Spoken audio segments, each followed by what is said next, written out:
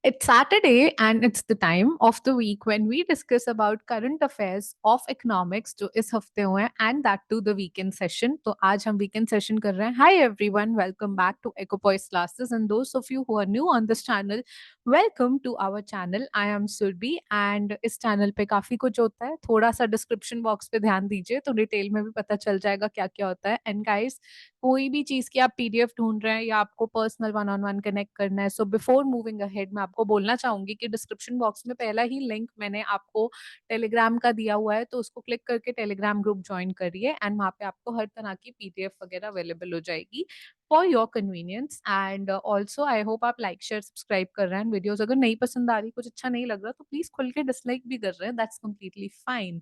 So, before moving ahead, I would just want to share my screen so that you know कि आज हम क्या करने वाले हैं. And yes, guys, so I think this is it. This is the screen, and this is our August week 2 weekend news session.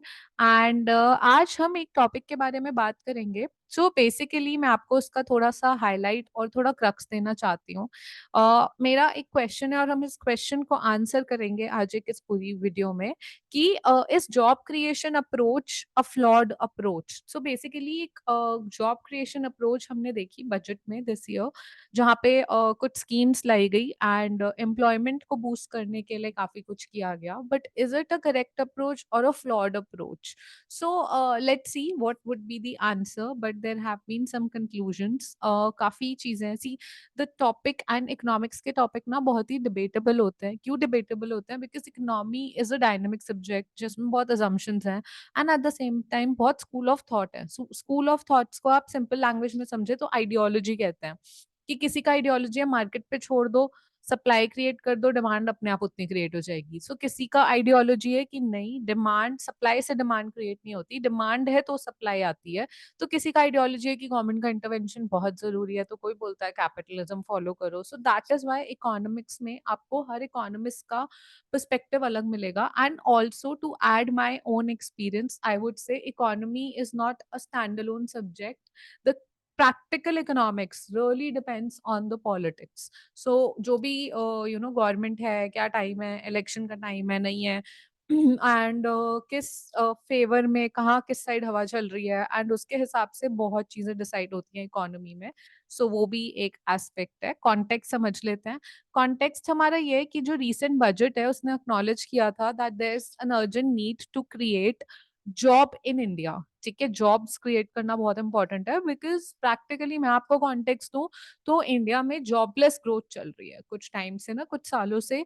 Growth तो दिखने को मिल रही है, आपको एक नंबर दिख रहा है, बट जॉब्स आपको जिस लेवल पे ग्रोथ है उस लेवल पे जॉब्स आपको इंक्रीज होती हुई नहीं दिख रही. One reason could be population ज्यादा है, so second reason could be कि अभी भी हम वो स्किल नहीं दे पा रहे जो स्किल जॉब्स के लिए रिक्वायर्ड है. बट जो भी हो रीजन, हमें पता है कि जो कंक्लूजन है वो ये है कि अभी भी जॉब्स उतनी नहीं है एंड जॉब क्रिएट करने की रिक्वायरमेंट है. तो बजट में इस साल कोशिश हुई कि जॉब क्रिएट करे, लेकिन अभी भी वो अप्रोच जो है वो बहुत लोगों को प्रैक्टिकल नहीं लग रही है. ठीक है, एंड द प्रपोज मेजर्स जो है हमें लग रहे हैं कि they are inefficient to effectively address the problem. So हम क्वेश्चन स्टार्ट करेंगे. We I will put up a question to you. सबसे पहला कि अगर हम इतना कॉन्टेक्स्ट दे रहे हैं और हम बता रहे हैं कि बजट में कुछ बात हुई है और एम्प्लॉयमेंट स्कीम है, तो ऐसी कौन सी एम्प्लॉयमेंट स्कीम्स हैं जो इंट्रोड्यूस की गई हैं बजट में? ठीक है, सबसे पहले ये समझना इंपॉर्टेंट है. सो आप उसको कैसे समझेंगे कि बजट ने अनाउंस किया 2 ट्रिलियन 2 लाख करोड़ का पैकेज अनाउंस करा कि ये वाला पैकेज होगा 41 मिलियन जॉब्स क्रिएट करने के लिए over the period of next 5 years. यानी गवर्नमेंट का जो टर्म है वो इस साल गवर्नमेंट दोबारा इलेक्ट होकर आई है, तो गवर्नमेंट बोल रही है कि नेक्स्ट 5 ईयर्स तक हम 41 मिलियन जॉब्स क्रिएट करेंगे. उसके लिए ओवरऑल जो बजट हम असाइन कर रहे हैं वो $2 ट्रिलियन का है, सॉरी ₹2 ट्रिलियन का पैकेज है ये हमारा पूरा का पूरा फॉर नेक्स्ट 5 ईयर्स. ठीक है, तो इसमें स्कीम्स क्या क्या है? सबसे पहले एम्प्लॉयमेंट एंड स्किलिंग स्कीम देख लेते हैं. सो इसमें 3 स्कीम्स हैं. सबसे पहली जो स्कीम है वो ये कह रही है कि जो नए एम्प्लॉयज हैं उनको 15,000 रुपए मिलेंगे. यानी जो न्यू एम्प्लॉय यानी एम्प्लॉय जो फॉर्मल सेक्टर या ऑर्गेनाइज सेक्टर में जो नए एम्प्लॉयज आएंगे, जो फ्रेशर्स आएंगे जॉब में, ठीक है, उनको 3 इंस्टॉलमेंट में 15,000 रुपए मिलेंगे. लेकिन उसकी भी एक कंडीशन है कि उनको कंप्लीट करना पड़ेगा ऑनलाइन फाइनेंशियल लिटरेसी प्रोग्राम, ठीक है? ताकि उनको सेकंड मंथ की पेमेंट मिले एंड एम्प्लॉयर्स को रिटर्न करनी पड़ेगी सब्सिडी अगर एम्प्लॉयी 1 साल में छोड़ देता है। तो कई लोग 1 साल में काम करके जॉब छोड़ देते हैं, तो फिर वो सब्सिडी एप्लीकेबल नहीं होगी, वो सब्सिडी आपको लौटानी पड़ेगी क्योंकि वो 3 इंस्टॉलमेंट्स में आपको मिलती है। ठीक है? सो ऐसा नहीं कि आप पहली इंस्टॉलमेंट लेके जॉब छोड़ के चले गए तो वो आपकी हो गई, मतलब आपकी हो जाएगी बट एम्प्लॉयी को देनी पड़ेगी एंड एम्प्लॉयी आपसे ही लेगा, सॉरी एम्प्लॉयर जो है आपका वो आपसे ही लेगा, एम्प्लॉयी से लेगा। सो इन अ वे आपको वो वापस करनी पड़ेगी। फिर स्कीम 2 कह रही है कि इंसेंटिव है फॉर मैन्युफैक्चरिंग सेक्टर, यानी अगर हमारा जो मैन्युफैक्चरिंग सेक्टर है, उसके लिए भी हमारे पास कुछ स्कीम्स हैं और वो स्कीम्स क्या हैं कि वो इंक्लूड करती है एक तरह की graded payment over 4 years, okay? With eligibility requiring enterprises to hire at least 50 new workers. So there are no conditions on everything. So if, even if you're giving me benefit, you're putting in so much of conditions on me that I would in a way say, यार अब छोड़ो benefit मत ही दो मेरे को, इतनी condition रखनी है तो, क्योंकि या तो आप मुझे फायदा दो, बट इतनी कंडीशन की भाई बेनिफिट लेने वाला भी कहेगा कि छोड़ो। ठीक है, सो यही हो रहा है यहाँ पे कि बहुत सारी चीजें हैं जो एक्सक्लूड कर देती हैं लोगों को यहाँ से। एक्सक्लूसिविटी है, बहुत ज़्यादा इंक्लूसिविटी मुझे नहीं फ़ील हुई है पढ़ के। तो यहाँ पे क्या है कि एक एलिजिबिलिटी है जो बोल रही है आपको कि आप एंटरप्राइजेस को 50 न्यू वर्कर्स हायर करने पड़ेंगे या फिर 25% of their existing workforce and to have 3 year track record of EPFO contributions, ठीक है? सो एक प्रोविडेंट फंड होता है, उसका कंट्रीब्यूशन होगा। तो ये कंडीशंस रखी गई हैं। स्कीम 3 है गवर्नमेंट की subsidy of 3000 rupees per month, 3000 per month government देगी। किस लिए देगी? Towards the employers provident fund, employer जो आपको एम्प्लॉय कर रहा है उसके टूवर्ड्स आपको मिलेगा एंड कंट्रीब्यूशन अप्लाई करती है to enterprises with the track record of EPFO contribution following similar criteria as scheme 2। So आपको ना सर्टेन कंडीशंस है हर चीज में, ठीक है? कंडीशंस लग रही हैं तो आप ये फुलफिल करोगे तो आप एप्लीकेबल हो, वरना नहीं हो। ओके, एडिशनल स्कीम्स भी हैं। वन स्कीम, एक इंटर्नशिप के लिए स्कीम आई जो इस साल जैसे ही आई तो लोग बहुत एक्साइटेड हो गए, लोगों ने बोला ओ वाह इंटर्नशिप मिलेगी। जब क्योंकि वहाँ पे जब आप बजट प्रेज़ेंट कर रहे हो तो आप बोल देते हो ना कि हमारा जितना भी यूथ है उनको हम इंटर्नशिप्स देंगे बिग 4 में एंड रेम्यूनरेशन देंगे, तो सारे एक्साइटेड हो जाते हैं। बट बाद में धीरे-धीरे कंडीशंस पता चलती हैं, तो वही हुआ यहाँ पे। कंडीशंस क्या थी कि ये टारगेट करता है सबसे पहले यूथ को जिसकी एज 21 से 24 ही है, ठीक है? एंड दैट टू वो किसी प्रीमियर इंस्टीट्यूट्स में नहीं पढ़ रहे हैं, वो अनएम्प्लॉयड होने चाहिए and they should not pursue education. So if you are pursuing education, if you're in some formal institute, yeah, if you're employed already, you are not eligible for this internship program. Then there is one scheme for upgrading ITIs, यानी industrial training institutes को upgrade करने के लिए भी scheme लाई गई है। सो ये ना बैकग्राउंड है, ये सब चीजें बजट में आई हैं।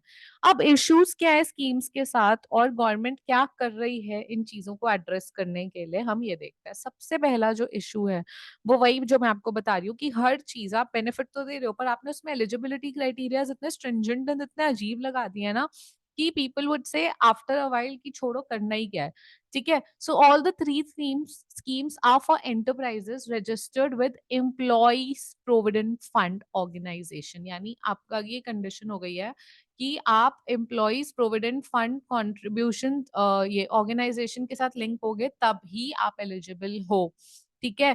टारगेटिंग ओनली ऑर्गेनाइज एंड ये चीज तो ऑर्गेनाइज सेक्टर ही होता है। अब मैंने फिर ना क्या किया, मैंने थोड़ा डेटा ढूंढा तो बिल्कुल एग्जैक्ट डेटा अभी का तो मुझे नहीं मिला, बिकॉज डेटा तो मिल रहा था करंट, लेकिन वो रिलायबिलिटी मुझे उसको सोर्स को कोट करना ज्यादा लगा नहीं गूगल पे कुछ भी डाल के। सो मैं रिलायबल डेटा की एनएसएस ने 68 यूनिट लेवल पे कौन सा डेटा कंपाइल किया था उसके बेसिस पे मैं आपको कुछ समझाना चाह रही थी कि ऑर्गेनाइज एंड अनऑर्गेनाइज सेक्टर होता है। सो अनऑर्गेनाइज सेक्टर 2011-12 में फिर भी 9.8 था, धीरे-धीरे ऑर्गेनाइज सेक्टर कम ही हो रहा है एंड अनऑर्गेनाइज सेक्टर में जो लोग काम कर रहे हैं वो बढ़ता जा रहा है। तो क्या मैं ये पूछ सकती हूँ सवाल सरकार से और आप लोगों से भी, मतलब आप लोग एड्रेस कर दो, फ्री यू फील फ्री और I mean feel free to comment and give your opinion.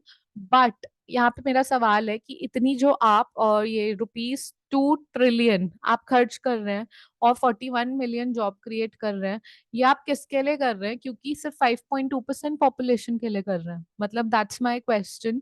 And informal formal sector में तो और बुरा हाल है, लेकिन ऑर्गेनाइज सेक्टर में टोटल भी देखो तो 13.2% 2017-18 में थे। अगर बड़े भी होंगे तो कितने बढ़ गए होंगे? तो क्या आप सिर्फ इतने परसेंट पॉपुलेशन को टारगेट कर रहे हैं, बाकी की पॉपुलेशन का क्या? ठीक है, जॉब क्रिएशन वहाँ ज़्यादा रिक्वायर्ड है, आपका फंड वहाँ ज़्यादा रिक्वायर्ड है, क्योंकि यहाँ पर तो आप ऑर्गेनाइज़ सेक्टर को टारगेट कर रहे हैं, बट ऑर्गेनाइज़ सेक्टर की कितनी प्रोपोर्शन है? ये मेरा क्वेश्चन है। ठीक है? देन तो ये एक तरह का लूप होल भी है जो हम समझेंगे। Then next is administrative burdens. So recruitments like requirements like financial literacy programme आपको एनरोल करना पड़ेगा, ठीक है? सेकंड ईयर का बेनिफिट लेने के लिए। Then the need for a 3 year track record of EPFO contribution. अब ये सब ना बहुत ही एक्स्ट्रा बर्डन डाल रहा है एम्प्लॉयर्स पे, ठीक है? और ये ना स्कीम का जो इफेक्टिवनेस है उसको अंडरमाइन करेगा in long run. Okay, then next is internship scheme, जो मैंने बोला कि यहाँ पर सबसे बड़ी दिक्कत तो यही है कि आपने टॉप इंस्टीट्यूशन या टॉप नहीं भी हो, कोई काम कर रहा है इंस्टीट्यूशन में, उनको एक्सक्लूड कर दिया यहाँ से, ठीक है? जिनके फैमिली मेंबर्स कोई भी टैक्स पेयर है, यानी अगर आप प्रीमियर इंस्टीट्यूट में नहीं भी काम कर रहे हैं, आप खुद अनएम्प्लॉयड हो, पर आपके फैमिली में कोई टैक्स पेयर है, तो भी आप इस स्कीम में नहीं आते। तो ये क्या बात हुई यार? कोई एक बंदा भी टैक्स पेयर है या आपके में किसी भी लेवल पे गवर्नमेंट जॉब कर रहा है, तो आप एलिजिबल नहीं हो, उसमें आपकी क्या गलती है? आप तो अनएम्प्लॉयड हो ना, तो आप अपने दम पे जा रहे हो, तो इसका मतलब ये है किसके लिए फिर स्कीम? इतनी इंटर्नशिप्स दे किसे रहे हो? So basically very low skill roles, it is hard to imagine too many youth who would meet this stiff checklist, क्योंकि चेकलिस्ट बहुत ज्यादा ही स्ट्रिंजेंट एंड स्टिफ है, मैं आपको बता रही हूँ, फ्लेक्सिबल बिल्कुल भी नहीं है। तो ये इशू है।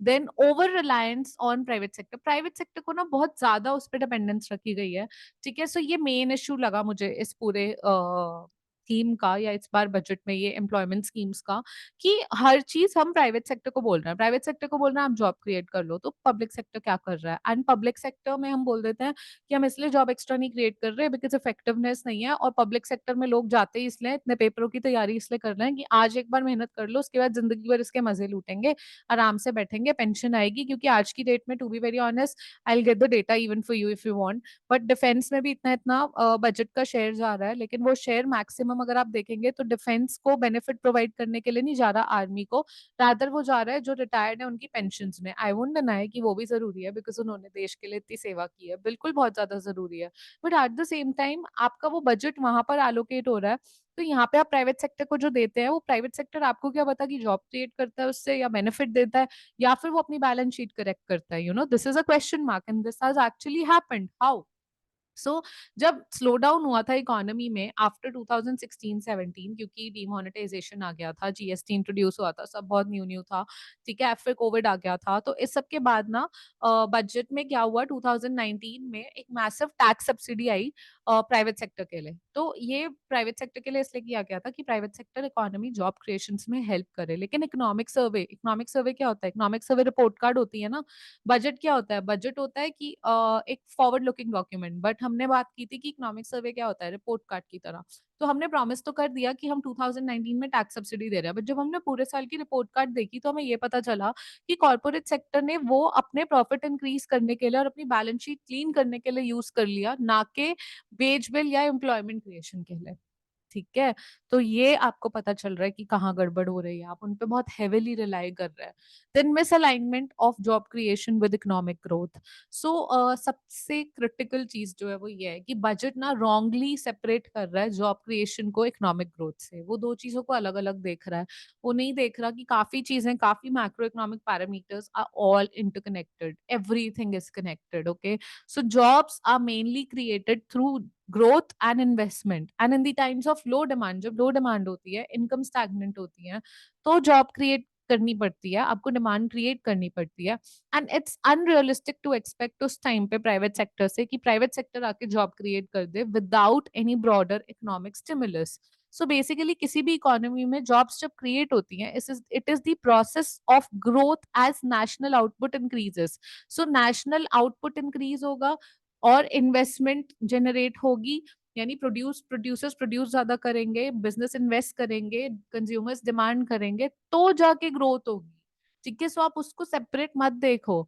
At a time when the growth is going through a period of deficient demand. Deficient demand हमने देखा था क्या होता है कि जितनी डिमांड रिक्वायर्ड है फुल एम्प्लॉयमेंट यानी सारे रिसोर्सेज़ एग्ज़ॉस्ट करने के लिए आपकी कंट्री में जितने रिसोर्सेज़ हैं, वो सब रिसोर्सेज़ अप्लाई करने के बाद जितनी डिमांड रिक्वायर्ड है, उससे अगर कम डिमांड है, एक्चुअल डिमांड इकोनॉमी में कम है, तो इसका मतलब डेफिशिएंट डिमांड का सिचुएशन है और इनकम स्टैग्नेशन है। तो उस टाइम पे प्राइवेट सेक्टर को ब्लेम करना अनफेयर है। ये गलत है कि आप बोले कि प्राइवेट सेक्टर ने इन्वेस्ट क्यों नहीं किया, उन्होंने एम्प्लॉयमेंट क्यों नहीं क्रिएट की, क्योंकि इंसेंटिव जो हैं वो जॉब क्रिएशन के, वो जब तक इकोनॉमिक एक स्टिमुलस नहीं होगा तब तक फ़ायदा नहीं है उन चीज़ों का, राइट? सो आप जॉब क्रिएट करके बैठ भी जाओगे बट जब डिमांड ही नहीं है, प्रोड्यूसर प्रोड्यूस ही नहीं करना चाह रहा, तो वो जॉब का कोई रोल नहीं है ना। सो ऐसे में वे फॉरवर्ड क्या होनी चाहिए? हमने प्रॉब्लम देख ली, हमने समझ लिया कॉन्टेक्स्ट क्या है, ऐसे में वे फॉरवर्ड क्या होना चाहिए? वे फॉरवर्ड सबसे पहले ये है, गवर्नमेंट को फोकस करना चाहिए to create decent well paid jobs, okay, and not necessarily increase job numbers, यानी जॉब नंबर ही ना इंक्रीज करते रहे बैठ के, बट डिसेंट और वेल पेड जॉब्स भी क्रिएट करें। अगर कोई मास्टर्स है आईआईटी से, तो आप बस जॉब क्रिएशन और नंबर ऑफ जॉब्स बढ़ाने के लिए ऐसा नहीं कि 3 लाख पर एनम की जॉब दे रहे हो बैठ के, वो नहीं लेगा बंदा, क्योंकि वो इतनी मेहनत करके आया, उसका स्किल सेट कहीं ऊपर है उससे। ठीक है? By boosting public spending in rural areas constitute a major population, and similarly, major population is engaged in agriculture as a part of employment. So, बहुत जरूरी है वहाँ फोकस करना, इनफॉर्मल सेक्टर पे फोकस करना, and it can raise incomes and create more labour intensive job, because अगर rural area में आप फोकस करोगे और वहाँ पे कुछ क्रिएट करोगे, तो वहाँ लेबर इंटेंसिव है, रूरल एरिया लेबर बहुत है वहाँ पे काम करने को, तो और ज्यादा जॉब्स क्रिएट होंगी। ठीक है? And then it is very important to invest in education, health and public services, ताकि वो गैप्स फिक्स हो पाए, वर्कर्स की प्रोडक्टिविटी बूस्ट हो पाए और जो मार्जिनलाइज ग्रुप है उनको हेल्प हो पाए। ठीक है? सो बेसिकली बहुत जरूरी है आपका इन चीजों पे फोकस करना।